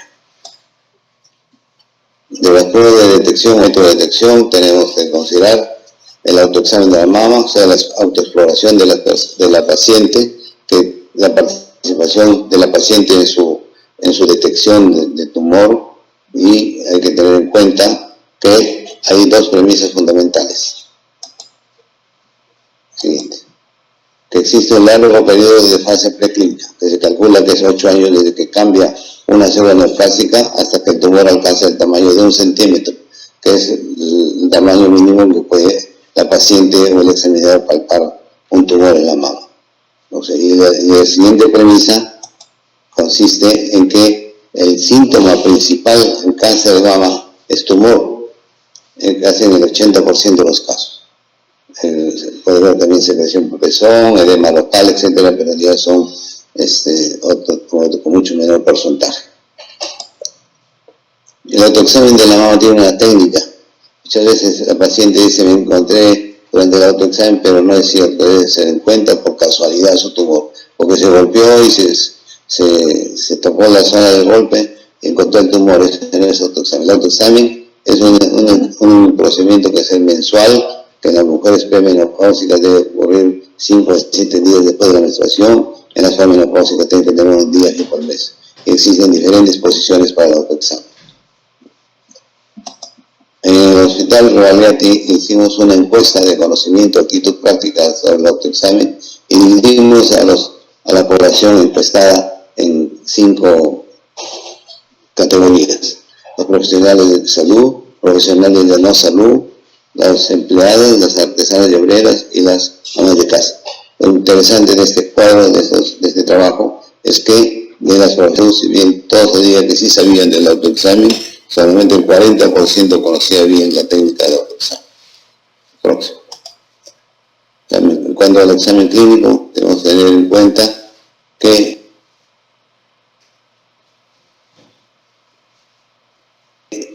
hay factores de riesgos que de todas maneras hay que tenerlos presentes. Entre son la edad, factores geográficos, antecedentes familiares, la edad del primer embarazo y los factores genéticos. En cuanto a la edad, mientras más edad tiene la paciente, la posibilidad de desarrollar cáncer de mama es mayor. Si tenemos en este cuadro que en una población de mujeres de menos de 30 años, una de cada 2.525 presentaría cáncer de mama, pero en una población de mujeres de 80 años, una de cada 10 presentaría cáncer de mama. El 80% de mujeres con cáncer de mama son mayores de 50 años. Factores geográficos, el sitio de procedencia de la paciente es importante. Por ejemplo, nosotros estaríamos en una tasa de incidencia media, alrededor de un promedio de una tasa de 24 por 100.000 mujeres. Las antecedentes familiares. Los factores de riesgo relativo de cáncer de mama es mayor en la paciente que tiene la madre y la hermana con cáncer de mama, 5.6%. Y la edad del primer embarazo, mientras a mayor edad haya concebido una mujer y su embarazo termina en parto, la posibilidad de tener cáncer de mama aumenta. Factores genéticos se refiere a personas con mutaciones en los genes del BRCA1 y BRCA2 que tienen más posibilidad de desarrollar cáncer de mama y ovario. Esta prueba se hace en personas con antecedentes personales o familiares de cáncer de mama o de ovario. No es una prueba de rutina, se hace específicamente con grupos de pacientes que tienen teóricamente mayor proporción a desarrollar cáncer de mama, es decir, antecedentes personales, familiares cercanos. En el servicio de oncología ginecológica del Hospital Revalliati se encontró que la tercera causa de consulta de pacientes que tenían cáncer de mama eran pacientes que no tenían síntomas. La primera causa fue tumor, la segunda tumor y dolor, y la tercera fueron asintomáticas, que tienen que ir a que se hagan sus exámenes, su mamografía o ecografía según corresponda. Las enfermedades más importantes que entran en el diagnóstico diferencial de cáncer de mama son aquellas que tienen tumor, que son la mastopatía quística y el fibroadenoma. La mastopatía fibroquística se presenta mayormente en las personas que están en la etapa de climaterio, entrando a la menopausia, y el fibroadenoma se presenta en mujeres jóvenes principalmente. El cáncer a partir de los 30 años empieza a presentarse y se persiste y no llega a hacerse cero. Próximo. Hay que tener en cuenta las características del tumor. Cuando uno examina el tumor hay que determinar si son sólidos o quísticos. Si es un tumor sólido, ya debe pensar en cáncer. Tenemos un profesor que decía que si uno piensa en cáncer, ya está haciendo la mitad del diagnóstico. El tumor, si tiene bordes precisos o difusos, si sus dimensiones son iguales o diferentes, y si son móviles o fijos. La forma de presentación de este tumor, si es brusca o insidiosa, cuando el cáncer se presenta en forma insidiosa, los quistes se presentan en forma brusca. Los síntomas asociados, si hay signos de flebosis, cambios en la piel. Examen clínico hace una precisión diagnóstica de malignidad en 60 a 85% de los casos. Acá tenemos una paciente con una masa en la mama que tenía consistencia quística, era bordes, dimensiones similares, y se consideró que era un quiste mamático. Se hizo una punción y se obtuvo 20 centímetros de líquido sanguinolento, como se ve en la jeringa. Con la misma jeringa, luego de retirar el líquido, se insufló aire y se tomó una nueva mamografía y se encontró que dentro del quiste había un tumor. La patología demostró que se trataba de un carcinoma intraquístico. Otro signo importante en el examen físico es la retracción de la piel, la cual puede ser inducida o espontánea. Retracción de piel es un signo capital en el diagnóstico de cáncer. La retracción inducida se hace presionando a los costados del tumor y se observa el centro donde se encuentra la tumoración. Y si la piel que está supradyacente se aplana o cambia la convexidad de la mama, se dice que es una retracción inducida positiva. Esta es una retracción espontánea que entre los cuadrantes inferiores, y cuando la paciente levanta los brazos, la retracción se hace más evidente. Diagnóstico cáncer de mama. Otra retracción más pequeña, y esta es una retracción del pezón cuando el tumor está localizado debajo del areola y del pezón, o sea, en la parte central de la mama. El siguiente. Hay algo ya desde cáncer avanzado de la mama, es lo que se llama la piel de naranja. La piel de naranja son múltiples pequeños hoyuelos que existen en la superficie de la piel y que se debe a la infiltración de los ligamentos de Cooper. Los ligamentos de Cooper es una estructura fibrosa que sostiene a la mama, y eso es lo que le da la forma y la posición de la mama. Este se llama entonces piel de naranja. Próximo. Secreción por pezón es un signo que debemos tener en cuenta y se presenta aproximadamente solamente en el 10% de los casos de cáncer de mama. Muchas veces se hace la patología, un Papá Nicolau de la secreción, lo cual no es útil para el diagnóstico porque los resultados negativos no excluyen el diagnóstico de cáncer. Cuando hay una secreción por el pezón espontánea, que es importante, debe hacerse una resección de los conductos terminales de la mama y tener un diagnóstico histológico. La mayoría son papilomas intraductales o ictasia de los conductos terminales. Esta es la secreción por el pezón, que vemos acá, una secreción la secreción por el pezón que más relación tiene con cáncer de mama es la secreción acuosa, cristalina. En cambio, la secreción hemática tiene mayor relación con el papiloma intercanacular. Ejemplo de secreción hemática: se presiona en el radio de las T's y se observa secreción hemática por el pezón. Otro ejemplo de secreción hemática. y manejo de tecnología.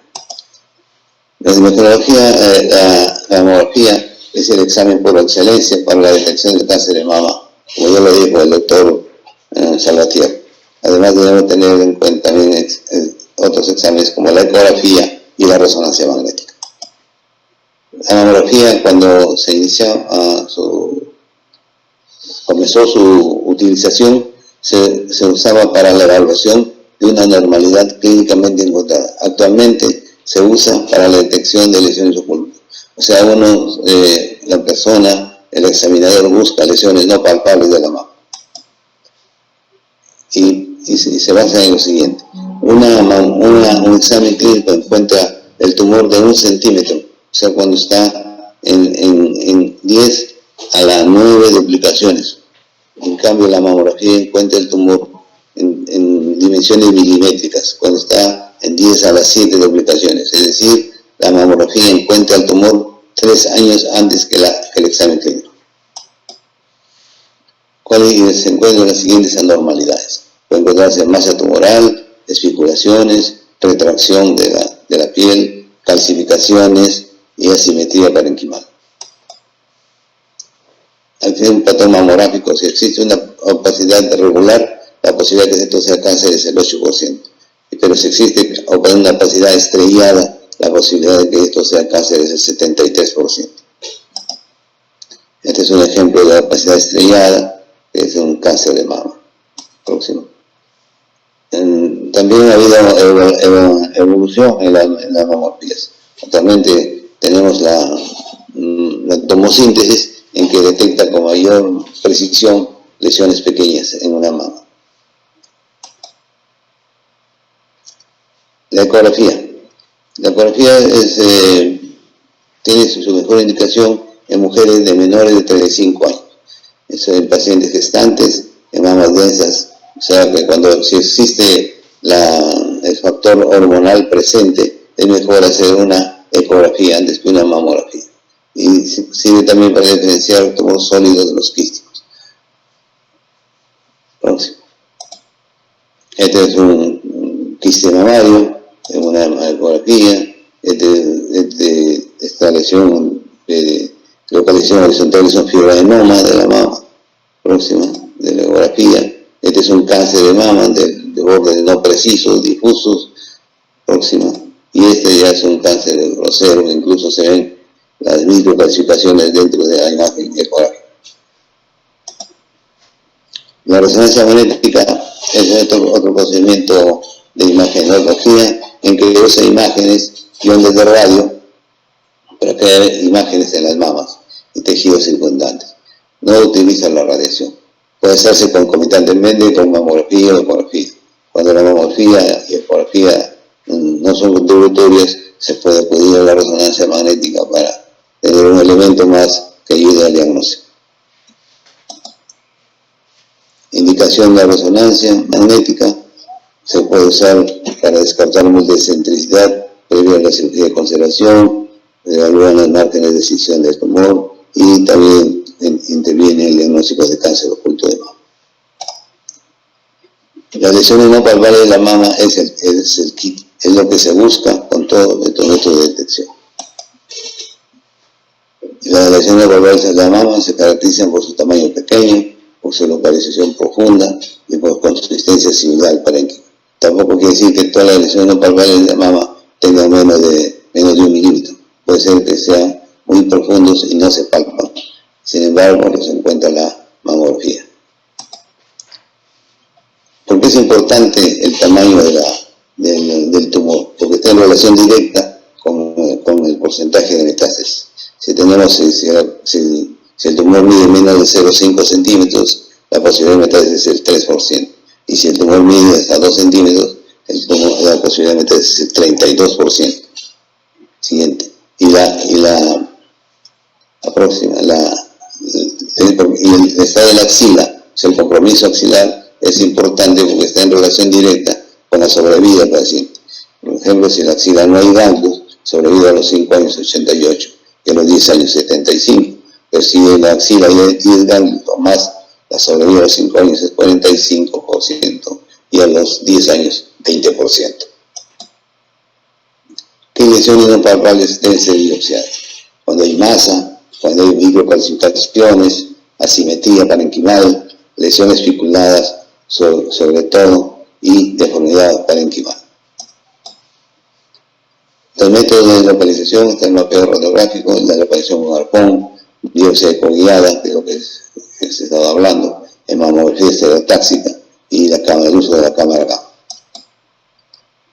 El mapeo radiográfico consiste en mostrar las mamografías para su orientación. La mamografía cráneo-caudal nos da las localizaciones externa e interna, y la mamografía lateral nos da la localización del cuadrante superior e inferior. Por ejemplo, en este examen, el tumor que se encontraría en el cuadrante superior externo de la mama.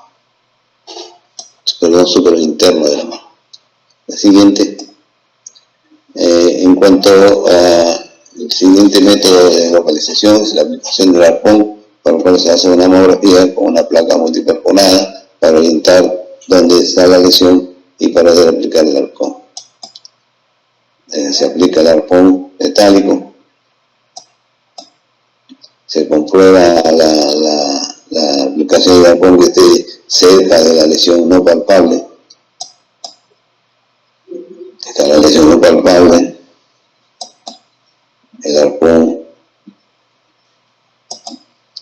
y luego se estirpa la lesión no palpable con el arpón y se hace una radiografía, algunos le llaman piezografía de la lesión, para demostrar que es la presencia del arpón y de que la lesión ha sido extirpada en su totalidad. Muchas veces la indicación es que se hace con anestesia general, pero en el servicio generalmente con mucha frecuencia se hace con anestesia local y en forma ambulatoria.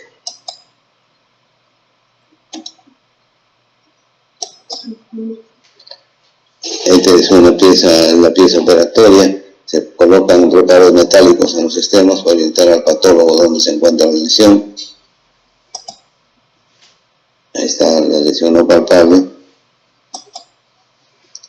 Y la cámara gamma es un dispositivo que captura imágenes y se inyecta por viento venoso a un transmisor radioactivo que es el Tecnesio 99, y luego con un marcador se busca en la sala de operaciones y se hace la extirpación de la lesión no palpable.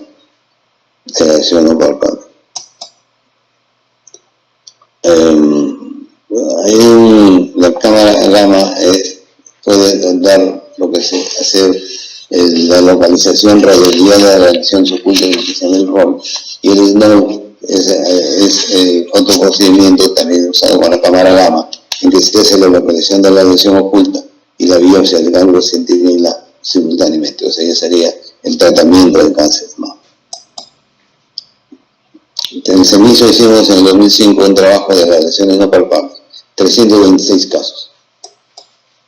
De esos 326 casos, el 37% consistía en mastopatía y enfermedad fibroquística de la mama. Y en segundo lugar estaba el carcinoma infiltrante con 14.72, seguido por general con el mismo porcentaje, y cáncer in situ 8.59. Y una cosa importante acá, que se aparece la hiperplasia atípica en el 7.05%. La hiperplasia típica es la acumulación de células anormales en el conducto mamario. No es cáncer, sus causas no están claras, pero se considera como un precursor de la aparición de un cáncer de mama. La hiperplasia típica tiene un mayor riesgo, tiene un riesgo relativo de 4, o sea, es un precursor importante en el cáncer de mama. No da síntomas y se encuentra con una biopsia de la alteración descrita en la mamografía. Tenemos un ejemplo de se les comienza a llenar el conducto mamario, lo ocupan completamente, ya se considera eso un cáncer in situ, y posteriormente rompen la membrana basal y constituye un carcinoma infiltrante. En el trabajo que se hizo en el 2005 se encontró que habían 28 casos de cáncer in situ, lo que representaba el 8.58%, y 48 casos de cáncer infiltrante, que representaba el 14.72%. En total fue 23.3% de cáncer.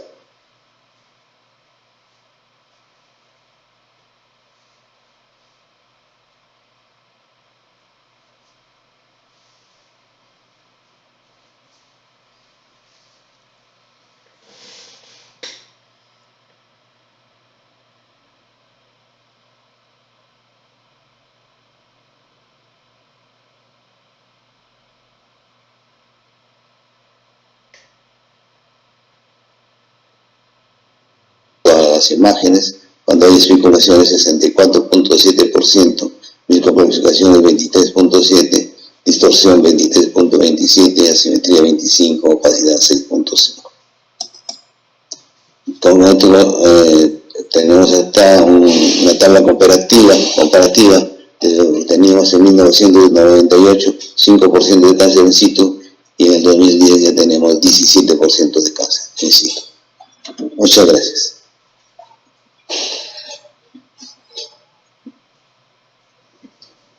Muchas gracias, doctor Álvarez, por su excelente disertación. Pido a los 3 expositores, por favor, que prendan su cámara y su micrófono. El doctor Valentín Jaimes, siempre con el deseo de colaborar con la sociedad, he pedido, por favor, que lo disculpe, porque no ha podido, por cuestiones técnicas, poder ingresar, pero él nos está aceptando. Obviamente que los 3 colegas que están presentes son colegas que trabajan en un hospital nacional, que es el Hospital Garro Reynati Martins, y por tanto los procedimientos que han mostrado son procedimientos dados en este nivel. Lógicamente, es entendible que todos los procedimientos que han mostrado son dignos de un avance importante, y de las cuales mucho hemos tomado total conocimiento de las experiencias que ustedes han realizado en este hospital, y finalmente contribuyen enormemente a una patología fundamental de la mujer. Y ahí viene el primer 2 comentarios nada más en general, dado el tiempo, que quisiera pedirles.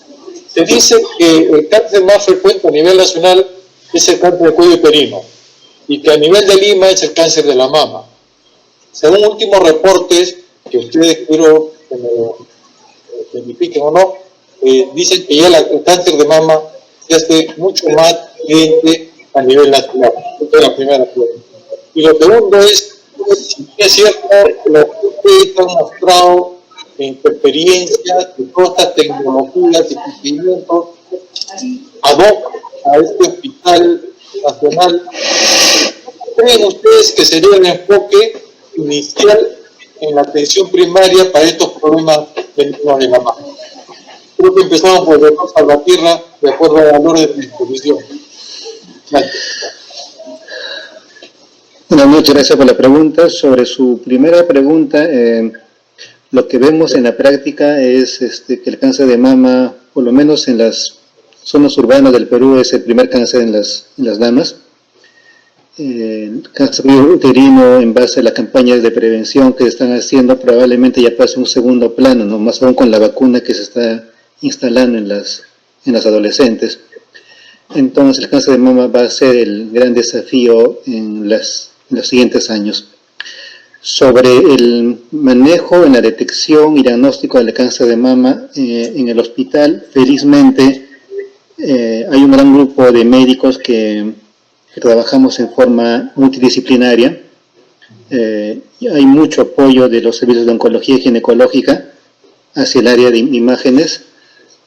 Hacemos las cosas básicamente como están señaladas en las guías de manejo en forma mundial.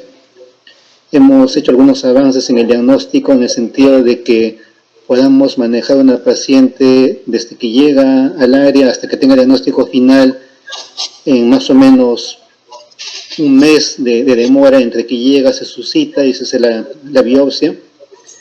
la tecnología nos está ayudando bastante. Como le dije al inicio, la pandemia nos ha frenado bastante y esperamos que en los siguientes meses continuar con esta lucha que es constante, ¿no? La avalancha de pacientes con cáncer de mama es algo inimaginable a veces. Pero bueno, ahí estamos. Gracias. Doctor Gamarra. Sí, en primer lugar, no hay estadísticas a nivel nacional, no se realizan investigaciones de la frecuencia, de la incidencia en la morbilidad y en la mortalidad.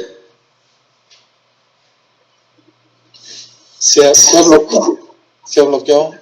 Doctor, ayúdenos por favor encendiendo el micrófono. Muchas gracias. Bueno, decía de que primeramente no tenemos estadísticas propias con respecto a la incidencia en la morbilidad y mortalidad de cáncer en general en el Perú.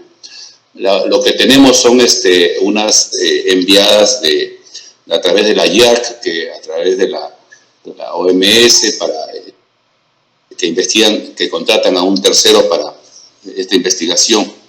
Y es cierto, la estadística ha hecho ya de que estén empatados y en la realidad el cáncer de mama debe ir en primer lugar ahora. Sí, el cáncer del cuello uterino de las zonas rurales y el cáncer de mama de las zonas urbanas, pero es tanta el auge o la cantidad de casos que se está viendo de que ya ha pasado ya, y todos estimamos esto, estadísticamente el cáncer del cuello uterino. Lo otro, decir que en nuestro servicio, que nos dedicamos a cáncer tanto de pelvis como de mama, el 52% de la patología es cáncer de mama. Y en el 48% está cuello uterino, ovario, endometrio, vulva, etcétera, etcétera. Entonces ya con eso estamos diciendo bastante. Somos un centro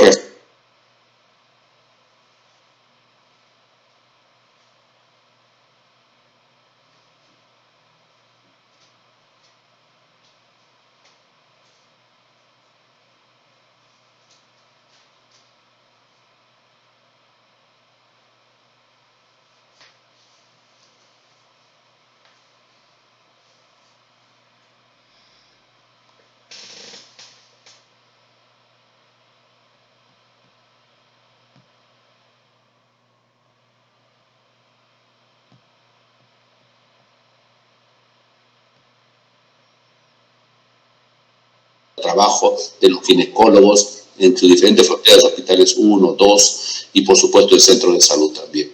Entonces creo que esa red debe fortalecerse y estamos aprendiendo con esto del coronavirus. La falla fue en la atención primaria, en los lugares más remotos, ¿no?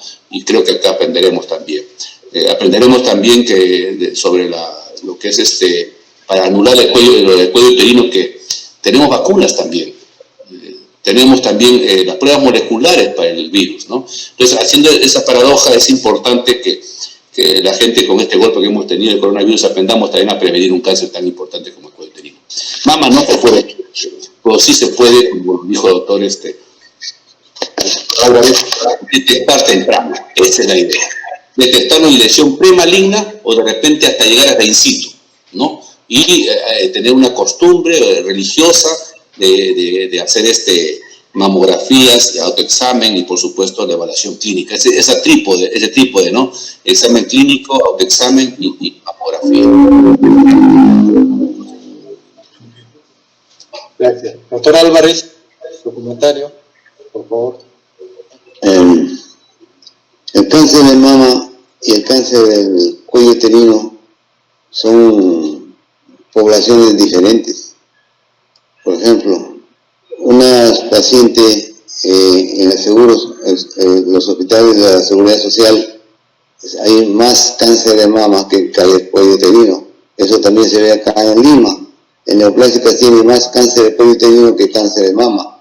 Pero, ¿por qué? Porque el cáncer en los hospitales de Seguridad Social son pacientes asegurados, tiene a un familiar que lo lleva, que le hagan su detección, su examen. En cambio, el paciente no asegurado le da más importancia al cuello uterino, porque está más difundido la idea del Papá Nicolau, no está tan difundido como quisiéramos. La idea de la mamografía anual, que tendría que hacerse todas las mujeres por encima de 50 años, aparte de que es costoso. Entonces, es por eso que el cáncer de cuello uterino todavía está en una proporción bastante alta.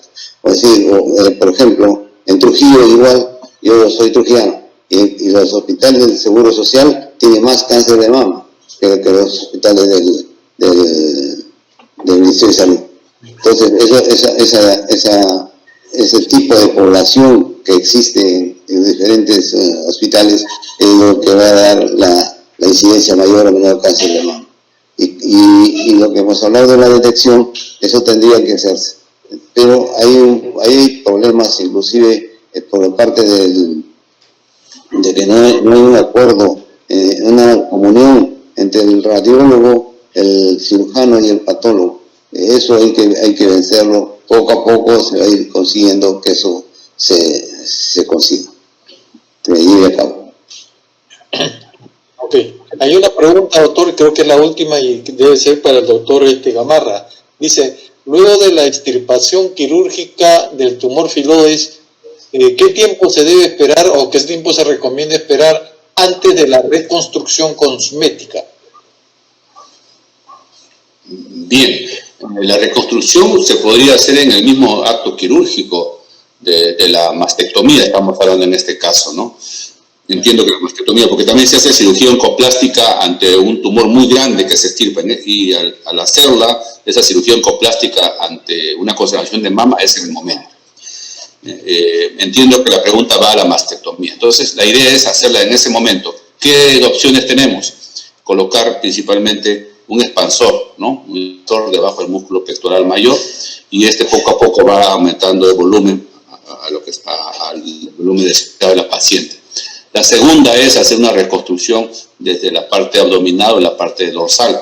El que más estamos usando es la reconstrucción TRAM, con el músculo recto anterior del abdomen, ¿no? Donde se traslada una isla prácticamente con pedículo vascular a la zona mamaria.